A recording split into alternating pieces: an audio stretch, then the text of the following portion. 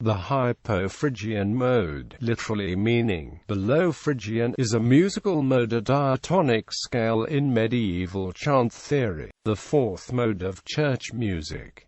This mode is the plagal counterpart of the authentic third mode, which was called Phrygian. In the Middle Ages and Renaissance, this mode was described in two ways: the diatonic scale from B to B, an octave above, divided at the mode finally, and as a mode with finally an ambitus from the A below to the C above. The note A above the final had an important melodic function. The melodic range of the ecclesiastical Hypophrygian mode therefore goes from the perfect fourth or fifth below the tonic to the perfect fifth or minor sixth above. The name Hypophrygian originates in an octave species of ancient Greek music theory. According to Aristoxenus, this octave species was originally described around the year 400 BC by the harmonicist school of Eratocles in terms of the enharmonic genus of the tetrachord, a series of rising intervals of two quarter tones followed by a ditone, together spanning a perfect fourth. The Dorian octave species begins with this tetrachord, which is followed by a whole tone and another tetrachord to complete the octave with a pattern of 1 quarter, 1 quarter, 2, 1, 1 quarter, 1 quarter, and 2 tones. This pattern is rotated downward 1 degree for the Hypolydian, and 1 more for the Hypophrygian, for an octave species of 2, 1, 1 quarter, 1 quarter, 2, 1 quarter, and 1 quarter tones. The name was appropriated by Ptolemy of Alexandria for one of his 7 tonoi, or transposition keys. Ptolemy's system differed from the earlier Aristoxenean model, which had 13 transpositional levels, each a semitone from its neighbors. Ptolemy substituted a diatonic sequence of 7 transpositions pitched either a whole tone or a semitone apart. The entire double octave scale system was then transposed